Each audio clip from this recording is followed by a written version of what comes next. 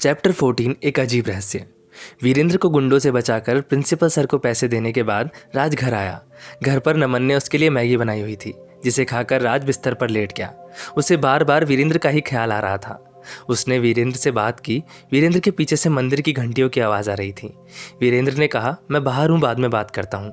Phone cut होने के बाद राज ने देखा कि 10 अननोन नंबर से उसके पास कॉल्स आई हुई थी।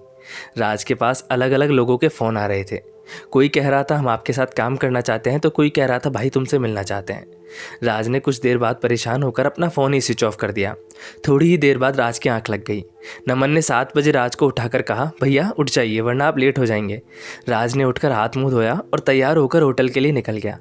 राज होटल जा ही रहा था कि 2 आदमी उसका पीछा कर रहे थे। उनमें से एक आदमी राज पर चाकू से वार करने ही वाला था कि कार के शीशे में राज ने उन्हें देख लिया और सही समय पर नीचे झुक गया, जिससे गाड़ी का कांच टूट गया। राज ने उनको धक्का देकर गिरा दिया। उसमें से एक आदमी ने बंदूक निकाल ली और राज की तरफ फायरिंग करने लगा। राज गलियों में होकर उनसे बचकर बाहर आया। उसे लग रहा था कि ये उसी गैंग के लोग हैं जिन्हें राज ने वीरेंद्र को बचाने के लिए मारा था। राज की सांसें फूलने लगी थी। राज दीवार के सहारे खड़े होकर गहरी गहरी सांसें लेने लगा। तभी अचानक सामने से 5-6 गुंडे उसकी तरफ आने लगे। राज के बगल में ही एक बड़ा गलियारा था, लेकिन उस वक्त उस गलियारे को भागकर पार करना भी इतना आसान नहीं था। बचने का कोई रास्ता नहीं था, इसलिए अंदर से वह अपने आप को उनको सौंप चुका था। सभी उसकी तरफ बढ़ रहे थे कि अचानक उस गलियारे से 3-4 थार राज के सामने आकर खड़ी हो गई और उनके पीछे एक मर्सिडीज गाड़ी भी थी।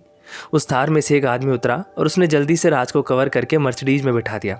वो सभी आदमी जो राज को पकड़ने आ रहे थे, उन्होंने छुपकर गाड़ियों पर फायरिंग भी की, लेकिन वो सभी राज को वहाँ से निकाल कर ले गए। राज को समझ नहीं आ रहा था कि ये हो क्या रहा है। राज ने कहा, ये सब क्या हो रहा है और आप लोग कौन हैं? उस गाड़ी में राज के साथ काले कपड़े पहने हुए 2 आदमी और थे, लेकिन वह राज को इस तरह अनसुना कर रहे थे जैसे कि राज वहाँ था ही नहीं। उन्होंने राज को उसके होटल पर उतारा और वहाँ से चले गए। राज के पास कोई जवाब नहीं था कि कौन उसे मारना चाह रहा था और ये बचाने वाले कौन थे और क्यों बचा रहे थे उसे। इस सब की वजह से राज होटल 1 घंटा देरी से पहुँचा। होटल के मैनेजर ने राज से कहा, तुम्हें मैंने सबसे ज़्यादा सैलरी इसीलिए दी थी क्योंकि तुम काम के लिए डेडिकेटेड और डिसिप्लिन लगे मुझे। आइंदा अगर लेट आए तो अगले दिन से काम पर ही मत आना। राज उसे समझा भी नहीं सकता था कि आखिर क्यों उसे आ जाने में देर हुई थी।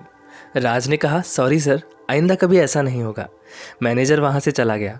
राज ने पूरी रात काम किया और सुबह घर पहुँचा। दादी राज के आने का ही इंतज़ार कर रही थी। घर पहुँचते ही राज ने दादी से कहा, अरे वाह दादी, आज आपने छुट्टी कर ली। सही है, आप यहीं रहा करिए ना, अब मैं हूँ कमाने के लिए घर पर। दादी ने कहा, छुट्टी नहीं की, बस थोड़ा देर से जाऊँगी। इतने दिन हो गए तुझसे मिले हुए। जब तू आता है तब तक मैं काम पर चली जाती हूँ और जब मैं घर आती हूँ तो तू चला जाता है। इसीलिए सोचा कि आज थोड़ी देर रुक कर तुझसे मिलकर ही जाऊँ। राज ने दादी को गले लगाकर कहा, आप बहुत प्यारे हो दादी। दादी ने कहा, चल अब जल्दी से नहा धोकर आ, आज तुम्हारे लिए इडली सांभर बनाए हैं मैंने।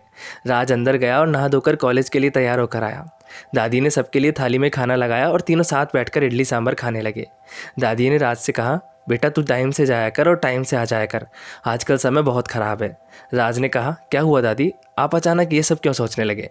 दादी ने कहा, क्या ही बताऊँ, कल जब मैं दुकान बंद करके वापस आ रही थी तो कुछ गुंडे एक लड़के का पीछा कर रहे थे। उनके पास बंदूकें भी थी और फिर भला उन बड़ी गाड़ियों वालों का जो समय पर आकर उसे बचा ले गए। अब क्या पता वो लड़का भी कोई गुंडा हो। राज ये सुनते ही खाते खाते रुक गया, क्योंकि दादी जिस लड़के के बारे में बात कर रही थी वो और कोई नहीं बल्कि राज ही था। राज ने इडली उठाई और कॉलेज के लिए निकलने लगा। दादी ने कहा, अरे खाना तो आराम से खा जाता। राज ने कहा, हाँ दादी मैंने खा लिया, मैं रास्ते में जाते जाते खा लूँगा।